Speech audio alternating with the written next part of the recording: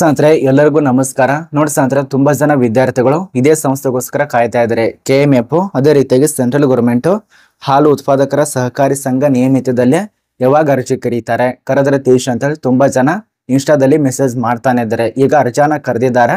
ಯಾರು ಕೂಡ ನೇಮಕಾತಿಗೆ ಸಂಬಂಧಪಟ್ಟಂತೆ ಮಿಸ್ ಅಂತೂ ಮಾಡ್ಕೋಬೇಡಿ. ಅರ್ಜಿ ಸಲ್ಲಿಸಲು ಇನ್ನೂ ತುಂಬಾ ದಿನ ಟೈಮ್ ಇದೆ. 18ನೇ ತಾರೀಕು ಕೊನೆ ದಿನಾಂಕ, ಅಂದ್ರೆ 18 ಆಗಸ್ಟ್ 2025 ಕೊನೆ ದಿನಾಂಕ ಆಗಿರತ್ತೆ. ಅಲ್ಲಿ ತನಕ ನಿಮಗೆ ಟೈಮ್ ಕೊಟ್ಟಿದ್ದಾರೆ. ಅಲ್ಲಿ ತನಕ ನಿಮಗೆ ಅರ್ಜಿ ಸಲ್ಲಿಸೋದಕ್ಕೆ ಅವಕಾಶ ಕೊಟ್ಟಿದ್ದಾರೆ. ನೋಡಿ, ಇದ್ರ ಬಗ್ಗೆನೇ ತಿಳಿಸ್ಕೊಡ್ತಾ ಇರೋದು A to Z ಅವರಿಗೆ. ಮತ್ತೆ ಆಯ್ಕೆದಂತ ವಿದ್ಯಾರ್ಥಿಗಳಿಗೆ ಸ್ಯಾಲ್ರಿ ಎಷ್ಟು ಕೊಡ್ತಾರ ಅಂತ ಅನ್ಕೊಂಡಿರ್ಬೋದು.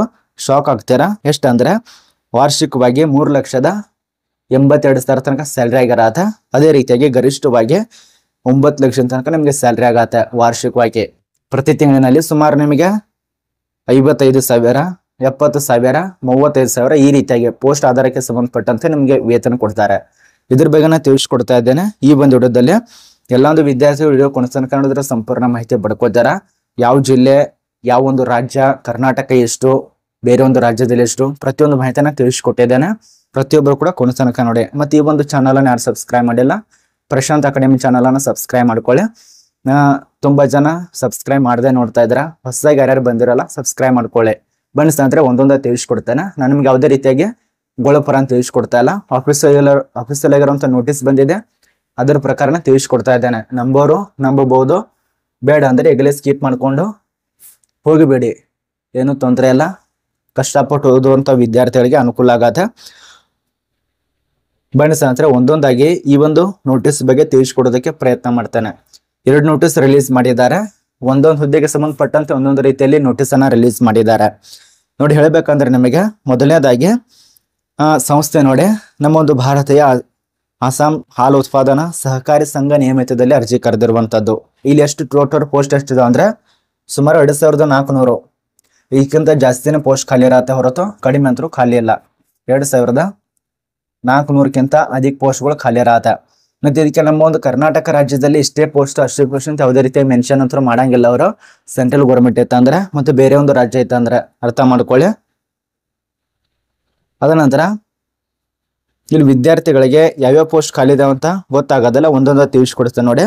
ಮೊದಲನೇದಾಗಿ ಕಾರ್ಯನಿರ್ವಾಹಕ ಪೋಸ್ಟ್, ಈ ಒಂದು ನೋಟಿಸು ಆಮೇಲೆ ನಿಮಗೆ ಸೆಪರೇಟ್ ಆಗಿ ತಿಳಿಸ್ಕೊಡ್ತೇನೆ. ಆದ್ರೆ ಮೊದಲಿಗೆ ಪೋಸ್ಟ್ ಬಗ್ಗೆ ನೋಡಿ. ಕಾರ್ಯನಿರ್ವಾಹಕ ಪೋಸ್ಟ್ ಸಂಗ್ರಹಣೆ ಮತ್ತು ಇನ್ಸ್ಪೆಕ್ಟರ್ ಪೋಸ್ಟ್ ಅಂತ ಹೇಳಿರತ್ತೆ. ಅದರ ನಂತರ ಹಿರಿಯ ಸಹಾಯಕ ಹುದ್ದೆಗಳು, ಮಾನವ ಸಂಪನ್ಮೂಲ ಸಹಾಯಕರ ಹುದ್ದೆಗಳು ಮತ್ತು ಗುಣಮಟ್ಟದ ಭರವಸೆ ಅಧಿಕಾರಿ ಸಹಾಯಕ, ಅದ ನಂತರ ಸಂಗ್ರಹಣೆ ಇನ್ಸ್ಪೆಕ್ಟರ್ ಹುದ್ದೆಗಳು ಖಾಲಿ ಇರತ್ತೆ. ಈ ರೀತಿಯಾಗಿ ಎಲ್ಲ ಪೋಸ್ಟ್ಗೆ ಅರ್ಜಿ ಕರೆದಿರುವಾದ್ರೆ ಒಟ್ಟಾರೆ ಸಹಾಯಕ ಮತ್ತು ಕಾರ್ಯನಿರ್ವಾಹಕ ಪೋಸ್ಟ್ ಇರತ್ತೆ.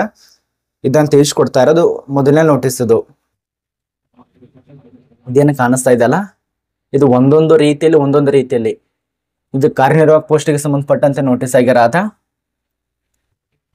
ಇದು ನಮಗೆ ಅರ್ಥ ಆಗ್ತಿದೆ ಅಂತ ಅನ್ಕೋತೀವಿ. ಕೆಲವೊಂದು ಪೋಸ್ಟ್ಗಳಿಗೆ ಅನುಭವ ಮೇಲೆ ಅರ್ಜಿ ಕರೆದಿದ್ದಾರೆ. ಇನ್ನು ಕೆಲವು ಪೋಸ್ಟ್ಗಳಿಗೆ ಫ್ರೆಶರ್ದವ್ರು ಅರ್ಜಿ ಸಲ್ಲಿಸಬಹುದು. ಇದರಲ್ಲಿ ಫುಲ್ ಟೈಮ್ ಆಗಿ ನೀವು BA ಅಥವಾ BTech ಕಂಪ್ಲೀಟ್ ಮಾಡಿದವರು, BCA ಕಂಪ್ಲೀಟ್ ಮಾಡಿದವರು, BSc ಅದ ನಂತರ BE ಕಂಪ್ಲೀಟ್ ಮಾಡಿದವರು, ಫಸ್ಟ್ ಕ್ಲಾಸ್ನಲ್ಲಿ ಫುಲ್ ಟೈಮ್ ಆಗಿ ಕಂಪ್ಲೀಟ್ ಮಾಡೋದಂತ, PGDM ಕಂಪ್ಲೀಟ್ ಮಾಡಿದವರು ಈ ರೀತಿಯಾಗೆಲ್ಲ ಪಾಸ್ ಆಗಿರ್ಬೇಕಾಗತ್ತೆ. ಇದು ನಿಮಗೆ ಅರ್ಥ ಆಗಿದೆ ಅಂತ ಅನ್ಕೋತೀವಿ. ಅದೇ ರೀತಿಯಾಗಿ ಇನ್ನು 2ನೇ ನೋಟಿಸ್ ನಿಮಗೆ ತಿಳಿಸ್ಕೊಡ್ಬೇಕಂದ್ರೆ ಇದು ಫುಲ್ ನೋಟಿಸ್ ಆಗಿರತ್ತೆ. ಇಲ್ಲಿ ಕಾಣಿಸ್ತಾ ಇದೆಯಲ್ಲ, ಅಧಿಸೂಚನೆ ರಿಲೀಸ್ ಮಾಡಿದಂತ ದಿನಾಂಕ ಯಾವುದೇ ರೀತಿಯ ಗೋಳಪುರಾಣ ಅಲ್ಲ, 29/7/2025 ಇದು ನೋಟಿಸ್ ರಿಲೀಸ್ ಮಾಡಿದಂತ ದಿನಾಂಕ ಆಗಿರತ್ತೆ. ಅದ ನಂತರ ಇಲ್ಲಿ ಖಾಲಿ ಇರುವಂತ ಪೋಸ್ಟ್ ಹೆಸರು, ಯಾವ್ದು ಪೋಸ್ಟ್ ಖಾಲಿ ಇದೆ, ಅದಕ್ಕೆ ಸಂಬಂಧಪಟ್ಟಂತೆ ಏನೆಲ್ಲ ಬೇಕು ಎಲ್ಲ ತಿಳಿಸ್ಕೊಟ್ಟಿದ್ದಾರೆ. ಸ್ವಲ್ಪ ಗಮನ ಕೊಡಿ. ಇಲ್ಲಿ ಸಂಸ್ಥೆ ಹೆಸರು ಕೊಟ್ಟಿದ್ದಾರೆ ನೋಡಿ, ಸಂಸ್ಥೆ ಹೆಸರು ನೋಡ್ಕೊಳ್ಳಿ. ಅದ ನಂತರ ಪೋಸ್ಟ್ ಹೆಸರು ನೋಡಿ, ಕಾರ್ಯನಿರ್ವಾಹಕ ಹುದ್ದೆಗಳು, ಅದ ನಂತರ ನಿಮ್ಮೊಂದು ಅಸಿಸ್ಟೆಂಟ್ ಪೋಸ್ಟ್ಗಳು, ಇದೇ ಪೋಸ್ಟ್ ಇರತ್ತೆ. ಇನ್ನು ಇದಕ್ಕೆ ಸಂಬಂಧಪಟ್ಟಂತೆ ವಿದ್ಯಾರ್ಹತೆ ನೋಡಿ ಏನೇನಾಗಿರ್ಬೇಕು. ಮೊದಲನೇದಾಗಿ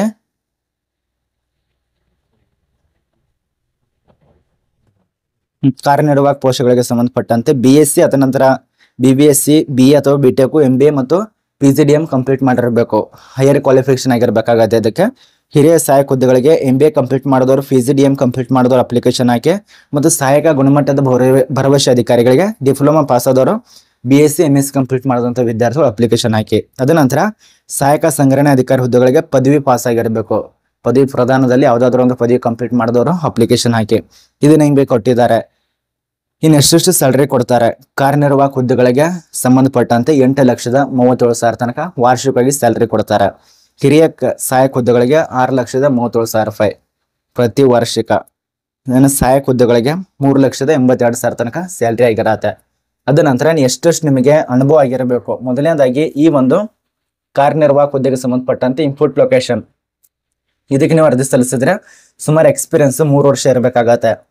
ಇದು ನಿಮಗೆ ಕ್ಲಿಯರ್ ಕಟ್ ಮಾಹಿತಿನ ತಿಳಿಸ್ಕೊಡ್ತಾ ಇದ್ದೇನೆ, ಯಾವುದೇ ರೀತಿಯಾಗೊಳ್ಳಲ್ಲ. ನೋಡಿ, ನಿಮಗೆ ಅರ್ಜಿ ಸಲ್ಲಿಸೋ ಸಮಯದಲ್ಲಿ ಮತ್ತೆ ಹೋಗಿ ವಾಪಸ್ ಬರಬಾರ್ದು. ಅದೇ ಒಂದು ಕಾರಣಕ್ಕಾಗಿ ಅನುಭವದವ್ರು ಅಪ್ಲಿಕೇಶನ್ ಹಾಕಿ, ಇಲ್ಲ ಅಂದ್ರೆ ಬಿಡಿ. ಅದ ನಂತರ ಅಸಿಸ್ಟೆಂಟ್ ಹುದ್ದೆಗಳು. ಸರ್, ಅಸಿಸ್ಟೆಂಟ್ ಹುದ್ದೆಗಳಿಗೆ 5 ವರ್ಷ ಎಕ್ಸ್ಪೀರಿಯನ್ಸ್ ಫುಲ್ ಟೈಮ್ ಆಗಿ, ಅಥವಾ ನಿಮ್ಮೊಂದು ಮ್ಯಾನೇಜ್ಮೆಂಟ್ ವಿತ್ 2 ವರ್ಷ ತನಕ ಎಕ್ಸ್ಪೀರಿಯನ್ಸ್ ಬೇಕಾಗತ್ತೆ. ಡೈರಿ ಅಂದ್ರೆ ಹಾಲು ಉತ್ಪಾದನಾ ಡೈರಿಗೆ ಸಂಬಂಧಪಟ್ಟಂತೆ 2 ವರ್ಷದ ಅನುಭವ ಬೇಕಾಗತ್ತೆ.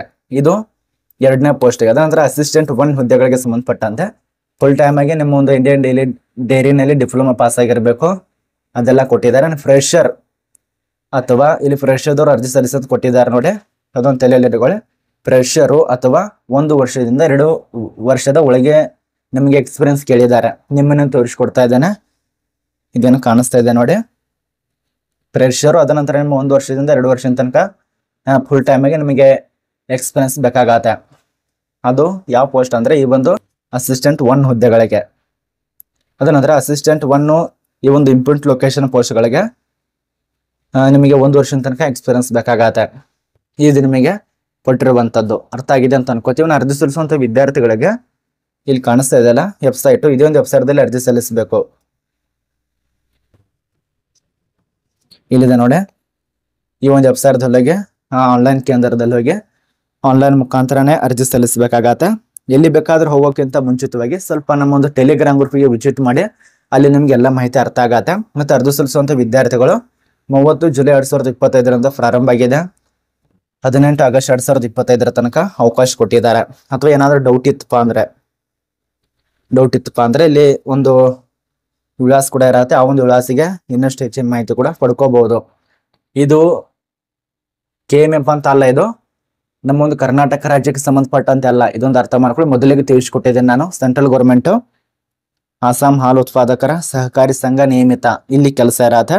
ಆಸಾಂದಲ್ಲಿ ಟೋಟಲ್ ಆಗಿ 2,000ಕ್ಕಿಂತ ಅಧಿಕ ಪೋಸ್ಟ್, ವಿವಿಧ ಪೋಸ್ಟ್ ಇರತ್ತೆ. ಅರ್ಜಿ ಸಲ್ಲಿಸುವಂತ ವಿದ್ಯಾರ್ಥಿಗಳು ಅಪ್ಲಿಕೇಶನ್ ಹಾಕಿ.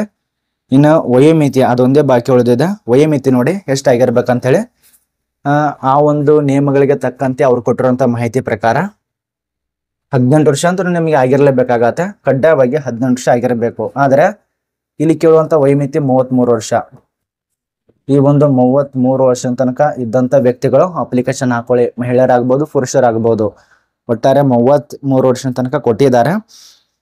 ಈ ಒಂದು ಸಹಾಯಕ ಹುದ್ದೆಗಳಿಗೆ 30 ವರ್ಷ, ಸಹಾಯಕ ಗುಣಮಟ್ಟದ ಭರವಸೆ ಹುದ್ದೆಗೆ 28 ವರ್ಷ. ಅದ ನಂತರ ಈ ಒಂದು ಹಿರಿಯ ಸಹಾಯಕ ಹುದ್ದೆಗಳಿಗೆ 30 ವರ್ಷ, ಕಾರ್ಯನಿರ್ವಾಹಕ ಹುದ್ದೆಗಳಿಗೆ 33 ಈ ರೀತಿಯಾಗಿ ಕೊಟ್ಟಿದ್ದಾರೆ. ಇದು ನಮಗೆ ಸಂಪೂರ್ಣ ಮಾಹಿತಿ ತಿಳಿದಿದೆ ಅಂತ ಅನ್ಕೋತೀವಿ. ಇದ್ರ ಬಗ್ಗೆ ನೋಟಿಸು ನಮ್ಮ ಒಂದು ಟೆಲಿಗ್ರಾಮ್ ಗ್ರೂಪದಲ್ಲಿ ಸಿಗತ್ತೆ. ನಾನು ಯಾವುದೇ ರೀತಿಯಾಗಿ ಗೊಳುಪುರಾನು ತಿಳಿಸ್ಕೊಟ್ಟಿಲ್ಲ.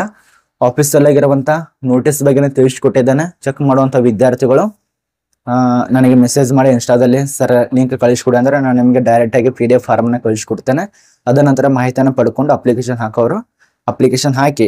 ಬೇಡ ಅಂದ್ರೆ ಬೇಡಿ. ನಮ್ಮ ಒಂದು ಕರ್ನಾಟಕ ರಾಜ್ಯದಲ್ಲಿ ಬರೋ ತನಕ ವೇಟ್ ಮಾಡ್ತಾನಂದ್ರೆ ವೇಟ್ ಮಾಡಬಹುದು, ಯಾವುದೇ ರೀತಿಯಾಗಿ ತೊಂದರೆ ಇಲ್ಲ. ಇದಕ್ಕೆ ಅರ್ಜಿ ಸಲ್ಸಕ್ ಬಂದ್ರೆ ಸ್ವಲ್ಪ ಅಪ್ಲೈ ಮಾಡಿದ್ರೆ ತುಂಬಾ ಒಳ್ಳೇದು. ಬೇಡ ಅಂದ್ರೆ ಬೇಡಿ. ನಮ್ಮ ಒಂದು ಕರ್ನಾಟಕ ರಾಜ್ಯಕ್ಕೆ ಸಂಬಂಧಪಟ್ಟಂತ ವೇಟ್ ಮಾಡೋರು ವೇಟ್ ಮಾಡಿ. ಅರ್ಥ ಆಗಿದೆ ಅಂತ ಅನ್ಕೋತೀವಿ ಇದ್ರ ಬಗ್ಗೆ.